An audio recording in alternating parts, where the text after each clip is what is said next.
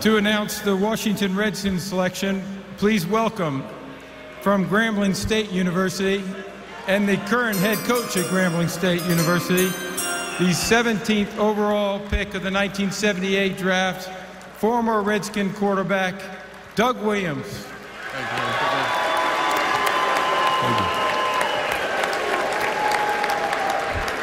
With the 41st pick of the 2011 draft, the Washington Redskins select Jarvis Jenkins, defensive end, Clemson.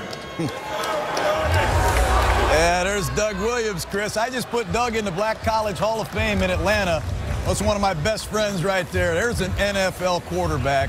But Jarvis Jenkins, who would have thought Jarvis Jenkins would go ahead of Daquan Bowers when you watch the Clemson Tiger film? But here's another guy that really stood out at the Senior Bowl. He's a nose tackle, captain down there at Clemson, active player, has a lot better movement, I think, than people think, Mel. I think he can play the shaded nose. He can play the outside shoulder to guard the three technique. I'll tell you what, he can control, he can neutralize that double team. I thought the ability last year that I didn't see, stayed on his feet, but there were times where I thought his ball location was a little suspect. Like, you look at a guy, doesn't always react to the ball as quickly as a guy with his talent. Talking about a kid, 6'4", 310 pounds, only 17 reps, John. He's got to get a little bit stronger there, but he does have functional strength on the football field. Certain games he looked like a first-round pick, others he looked like maybe a fourth or fifth-round pick, John. I thought this is a slight reach here for the Washington Redskins early in round 2.